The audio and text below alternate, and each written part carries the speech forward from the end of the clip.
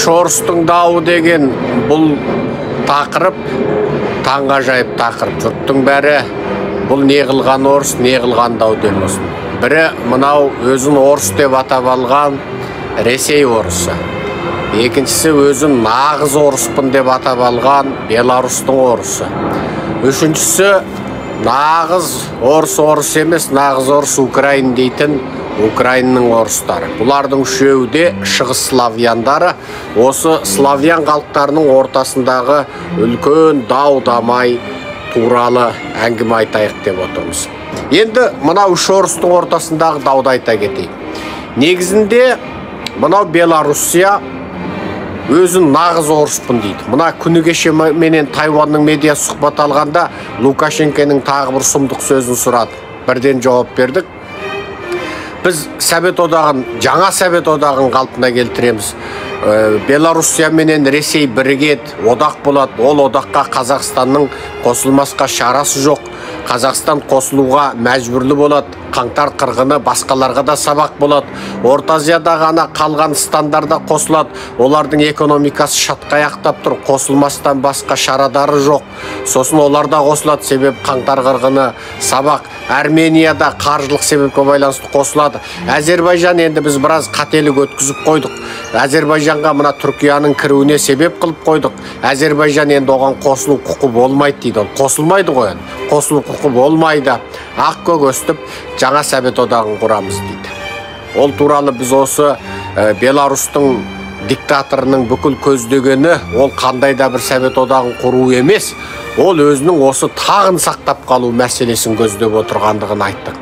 Анығында Украин 15 жылдан кейін осы біз құратын одаққа қосылады деп айтып отыр. 15 жылдан кейін. Ал Украин 15 жылдан кейін қосыла ма? 15 жылдан кейін бұл диктаторлардың өздері бар ма жоқ па Құдай біледі. Оны ойлап тұрған жоқ. Бір күн өтсе, бір күн есеп.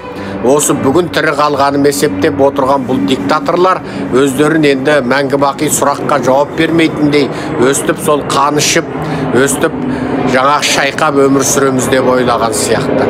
Енді бұл орыстың дауы ар жағында үлкен тарихи дау. Бірінші болып бұл орыс дейтін халықтың жаңа кегі осы Киевтен басталады. Ең алғаш бұларды ел болып, адам болып құрылған кезі Киев русы деп аталады. Сондықтан Украин ежелгі ең ескі тарихи ордамыз құрылған жер Киев русы бізден басталды. Сондықтан нағыз орыс біз, яғни қара шаңырақты басып отырған біз, ендеше Киев русы біз деп айтады. Бірақ оны Украинды мойындамайтындар, сен кезінде басқа жаттың, мына полшалықтар, тағы басқалар сені жаулап алды, сенің халқың аз, сен анаусың, мұнаусың, үлкен империя болмадың деп беттеріне басқысы келеді. Ал анығында Киев русының құрылуына да сол кезде солтүстіктен келген басқа халықтардың үлесі зор болды. Викингдердің, ағылшындар айтатын викингдердің үлесі зор болды. Ал олар анығында славян текті, орыс текті халық емес болатын. Олар бар болғаны бұл аграрлық халықты жаулап алып, бұлардың аграрлық, яғни жер еккен өнімдерінен салық алып отырды да, сөйтіп ең алғашқы Киев русы елі солай құрылған болатын.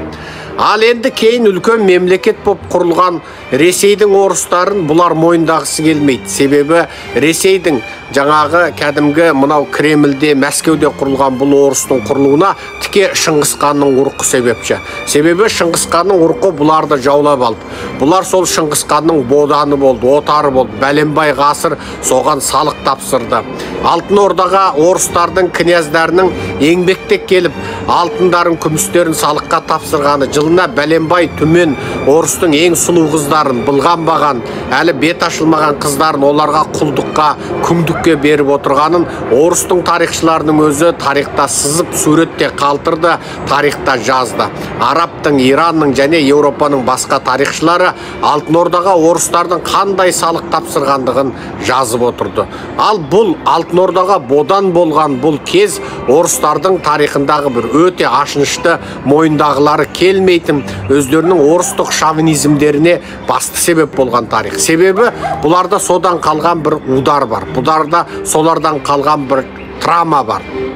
Яғни олардан қалған бір түрлі синдром бар. Сөйтіп бұлар Алтын Ордаға құл болғандарын мойындағысы келмейді. Әрине, Бұған басқа да славяндар, тіпті Полша, Шығыс Еуропадағы басқа да бауырластар, мынау Беларусьта, Украинада сен Алтын Орданың құлы болғансың деп бұларды мойындағысы келмейді. Сен анық рус емеспің, рустың көкесі біз, кеп русыбыз, анық орыс біз деп Украинаның тарихшыларының да бой бермейтін тұсы содан. Ал Беларусь болса, мен сендер ұқсап Алтын Ордаға құл болғам жоқ, сендер ұқсап украиндер сияқты жат діндегілердің боданы болмадым, нағыз орыс менмін дейді. Бірақ ол үлкен империя болып қалыптаса алмағандықтан оны да мойындағысы келмейді. Беларусь деген сөзі нағыз орыспын дейді. Бірақ қалай болмасын, бұл үш орыстың үшеуі де арғы ең алғашқы ел болған кезінің өзінде бұлар да сол жаңағы викингдер арқылы ел болғандықтан бұл енді анығында солтүстік еуропалықтардың боданы болып соларға өздерінің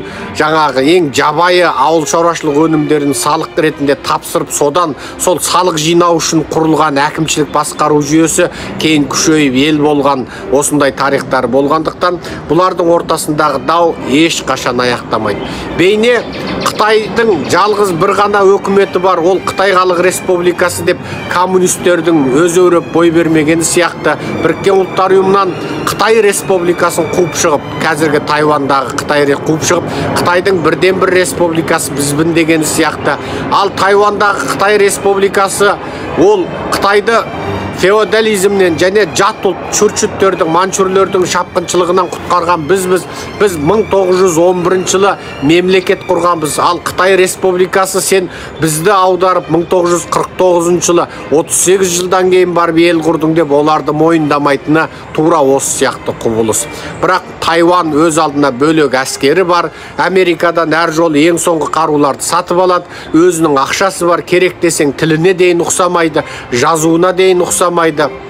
Бәрібір Пекиннің ортақ акцентінде сөйледік дегенменде Тайванның акценті бірден білініп тұрады.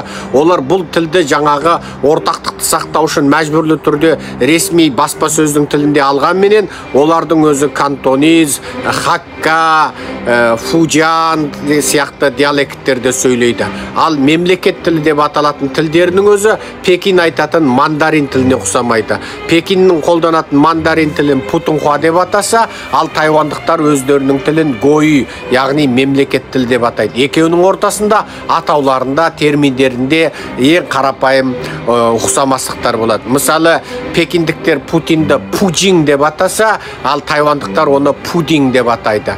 Көп деген терминдері, атаулары бір-біріне ұқсамайды. Қарапайым сөздеріне дейін ұқсамайды. Менің Тайван медиасына беріп жатқан, міне бір айдан артық уақытқа жалғасқан, әр күні тұрақты жалғасатын менің интервьюлерімді көрсеңіздер, Тайванның тілі менен Қытайдың тілінің ұқсамайтындығын байқайсыздар. Ал ендеше қалың елім қазағым, үш орыстың дауы бұл тарихи идеологиялық дау, бұл жаңағы көзқарастық дау. Сондықтан бұл үш орыстың басы ешқашан қосыла қоймайды.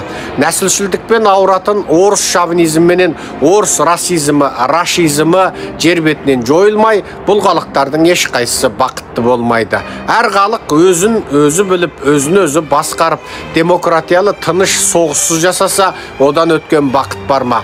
Мынау Путин деген сұмырай, Лукашенко деген сұмырай, бұл диктаторлар өздерінің жеке бастық амбициялары үшін тұтас халықтарды сорлатып отыр. Қалың елім қазағым, сенің ата жауың орыс, ата жауың Қытай, ата жауың Қызылбас Иран. Иранның идеологиясы бүгінгі күннің өзінде Қазақстанға үлкен қауіп төндіріп отыр. Қазақты құтқаратын жалғыз жол батыстық демократия. Одан басқа шығар жол жоқ.